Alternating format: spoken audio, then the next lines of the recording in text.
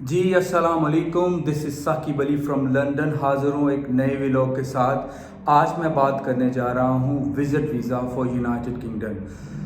Before I start I want to request, please share, subscribe this channel with your friends and family for latest updates about United Kingdom visas and immigration. जैसा कि आपको मालूम है कि UK का visit visa लेना इतना आसान नहीं है, लेकिन मेरे पॉइंट ऑफ व्यू से यूके में सबसे ज़्यादा आसान तरीन वीज़ा लेना विज़िट वीज़ा ही है।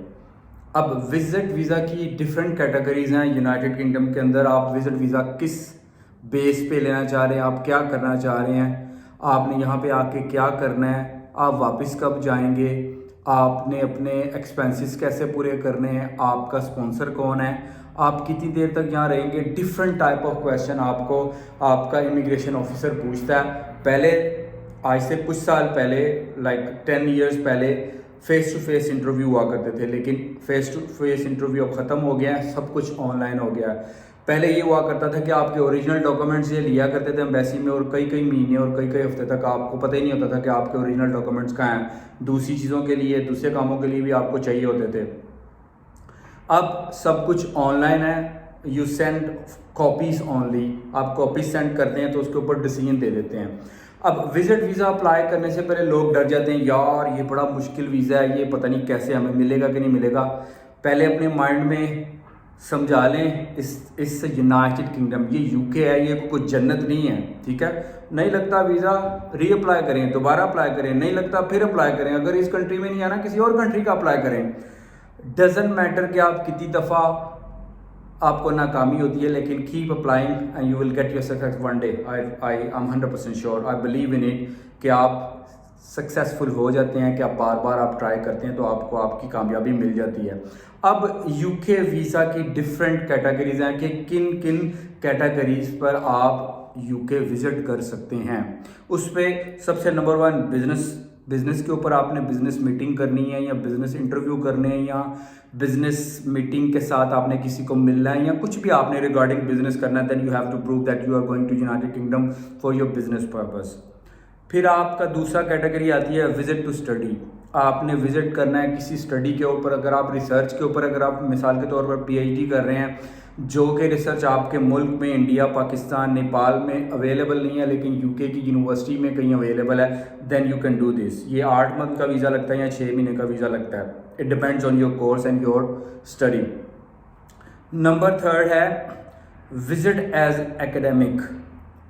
आप विज़िट करना चाह रहे हैं एज एन एकेडमिक, ये भी इसका तीसरा होता है। चौथा इसका होता है विज़िट फॉर मेडिकल रीज़न। मिसाल के तौर पर आपकी जो बीमारी है उसका इलाज आपकी कंट्री में अवेलेबल नहीं है, तो आप विज़िट वीज़ा अप्लाई कर सकते हैं ऑन योर मेडिकल ग्राउंड्स। मैं आपको ये बता दूं कि ये मुल्क बड़ा खुदा खौफी वाला है, खुदा यानी कि इंसान परस्त और ह्यूमैनिटी बहुत ज़्यादा है इनमें।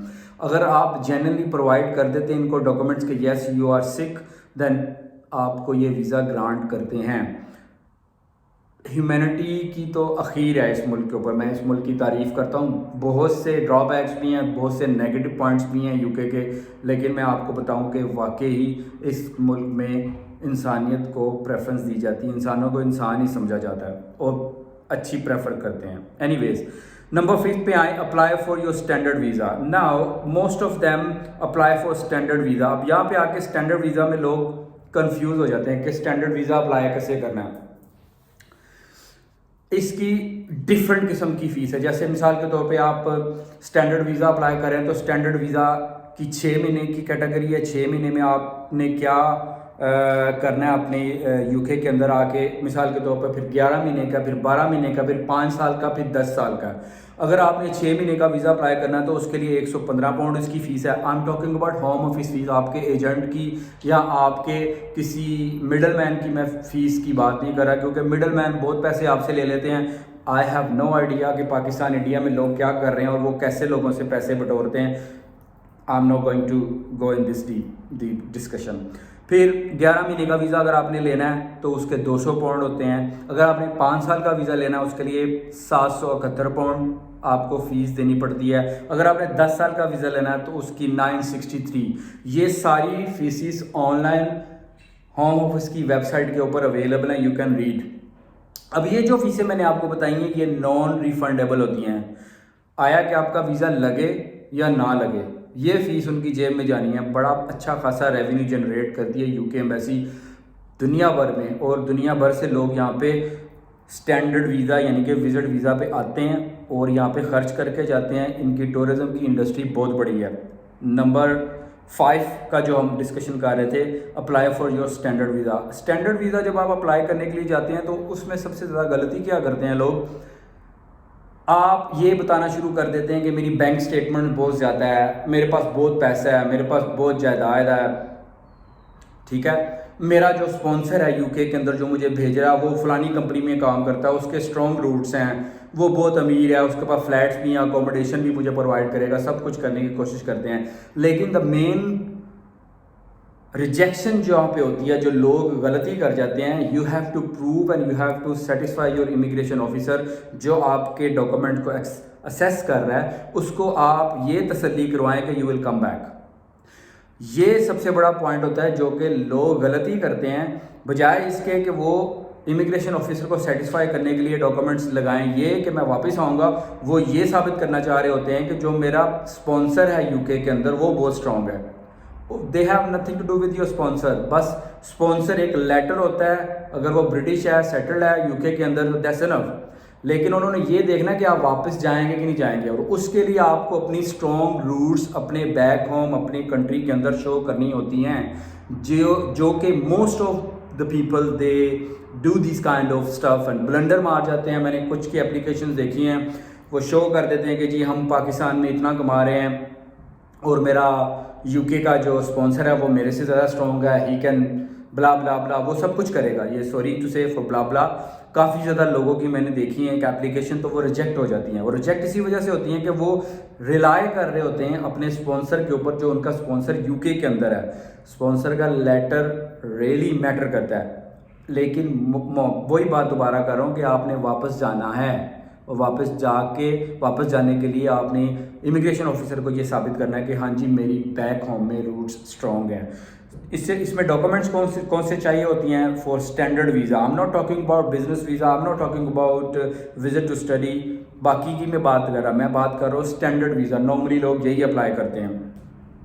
उसके लिए आपको अपनी बैंक स्टेटमेंट चाहिए होती है, आपने वहाँ पे कितने दिन रहना है उसके मुताबिक अपनी 6 महीने तकरीबन 6 महीने की बैंक स्टेटमेंट आप अपनी मेंटेन करके रखें कि आपके अकाउंट में कितने पैसे हैं। Number 2, reason for visit. आपने रीज़न क्या देनी है कि मैं क्या वजह है कि मैं यूके जाना चाहता हूँ। नंबर 3, जैसे कि मैं पहले बात कर रहा था, strong relationship with your friends and family back home. आपकी रूट स्ट्रॉन्ग होनी चाहिए। उसके लिए आपको क्या क्या लगाना है वो मैं आपको आगे बताता हूँ। आप इसमें जब आपकी रिटर्न, अब आपने जब जाना है तो कोशिश करें जब आपका वीज़ा लग जाए तो अपनी फ़्लाइट रिटर्न रखें, नॉट वन वे रखें।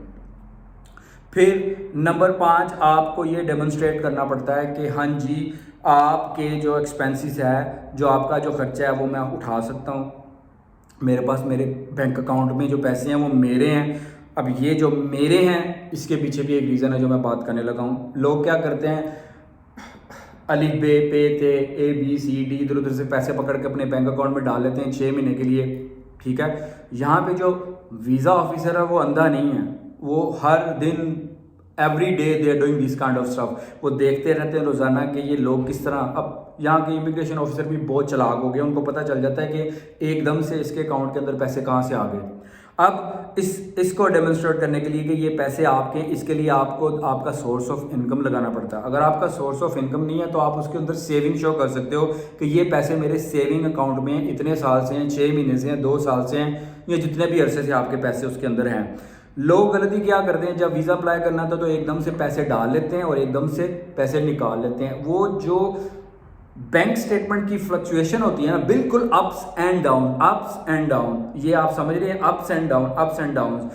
ये जो इमिग्रेशन ऑफिसर को ये वरी करता है कि ये बंदे के पैसे अपने नहीं है, ये अपने आप को सपोर्ट नहीं कर सकता, यहाँ ये पैसे पे बिल्कुल ही बैलेंस ज़ीरो के करीब चला जाता है, कुछ 100 पाउंड रह जाते हैं और एकदम से कितने हज़ारों पाउंड आ जाते हैं। सो वो उसको वरी करता है। जो दरमियानी लाइन होती है, जो मिडल में है, वो कंसिडर करते हैं हाँ जी ये बंदे का जो फ्लक्चुएशन है बैंक स्टेटमेंट की वो नॉर्मल है, then he can survive in United Kingdom है ऐप और टूरिज़्म के ऊपर या अपना जो भी करना चाह रहा है ये कर सकता है। उसके बाद सबसे इम्पोर्टेंट चीज़ जो कि मैंने अभी जिक्र किया है कि ये इम्पोर्टेंट भी है और नहीं भी इम्पोर्टेंट है, जो आपका यहाँ पे स्पॉन्सर है, चाहे वो ब्रिटिश है चाहे वो वेल सेटल्ड है, यहाँ पे इंडेफिनिट लीव टू रिमेन पे है, वो अगर ये साबित कर देता है अपने लेटर के अंदर प्रॉपर तरीके से कि मैं जिस बंदे को स्पॉन्सर कर रहा हूँ मैं इसको जानता हूँ, मेरा इसके साथ ब्लड रिलेशन है या फैमिली रिलेशन है या फैमिली टाइज है या जो भी है, अगर वो प्रॉपर तरीके से लेटर में, क्योंकि आपके डॉक्यूमेंट्स के ऊपर सबसे पहले आपका कवर लेटर जो कि स्पॉन्सर लेटर कहलाता है, वो वीज़ा ऑफिसर आपका स्पॉन्सर लेटर ही सबसे पहले पढ़ता है। उस स्पॉन्सर लेटर में तकरीबन 60 to 70, मैं प्लीज़ मुझे कोट ना कीजिएगा कहीं, मैं अज्यूम कर रहा हूँ कि 60 to 70% आपका वीज़ा स्पॉन्सर लेटर के अंदर ही डिसाइड हो जाता है। वो फैसला कर लेता है इमिग्रेशन ऑफिसर कि इसका वीज़ा लगना है या नहीं लगना, यानी कि इस बंदे के पल्ले क्या है, उस लेटर के अंदर सब कुछ लिख दिया जाता है। अब आगे बात कर रहा था मैं फैमिली टाइज की। फैमिली टाइज में आपने क्या शो करना है, आपने कुछ फ़ोटोज़ लगा देनी है, कुछ फंक्शन की फ़ोटोज़ लगा दें, या आपकी कोई भी फंक्शन, कोई बर्थडे है या कोई शादी है या वेडिंग है, आप फैमिली के दौरान बैठे हुए हैं। जब आप अपने पोर्टल के ऊपर जब आप एक एप्लीकेशन ऑनलाइन सबमिट करते हैं तो उसके ऊपर आता है अदर डॉक्यूमेंट्स।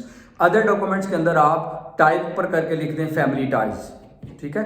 आपने फैमिली टाइज उसके ऊपर लिख दिए तो फैमिली टाइज के बाद नीचे वो 4-5 तस्वीरें लगा दें कि आपकी फैमिली टाइज स्ट्रॉन्ग है आपके पाकिस्तान के अंदर या इंडिया के अंदर या नेपाल के अंदर या आपके बैक होम कंट्री में, यू आर फाइनेंशियली स्टेबल और फैमिली आपकी टाइज जो है ना बिल्कुल स्ट्रॉन्ग है उनके साथ। तो इस वीलॉग का पूरा जो समराइज जो सेंटेंस निकलता है वो यही है कि भाई जब आप वीज़ा अप्लाई करें, विजिट वीज़ा जब भी आप अप्लाई करें तो ये कंसीडर करें कि आपने वापस आना है and you will come back to your country. You have to prove yourself कि you will come back to your country. ये नहीं साबित करना कि जो बंदा स्पॉन्सर है या मेरी टाइज यूके के अंदर ज़्यादा तो मैं चला जाऊँगा, उससे उसको कोई फ़र्क नहीं पड़ता। ज़्यादा इमिग्रेशन को कंसर्न यही है कि आपने वापस जाना है। भाई सीधी साफ बात है, यूके वालों की एक बिगेस्ट इंडस्ट्री है टूरिज़्म। आपको शायद स्टैटिस्टिक का पता हो कि 2023 के अंदर, आपको पता भी है कि 2022-21 में कोविड भी रहा है, लेकिन 2023 में पेरिस के बाद सबसे ज़्यादा विज़िट किए जाने वाला शहर लंदन है, ठीक है।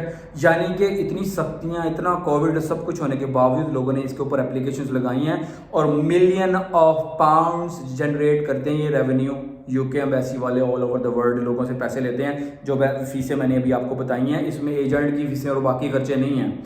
सो लॉन्ग स्टोरी शॉर्ट, प्लीज़ आप जब भी अपना विजिट वीज़ा अप्लाई करें तो try to prove your immigration officer, जो भी हो, ये लक भी होती है कि आपका केस किस ऑफिसर के पास जाता है, लेकिन आप अपने तौर पे अपनी तैयारी करके रखें कि आपने वीज़ा ऑफिसर को ये सेटिस्फाई करना है कि मैं वापस आऊँगा।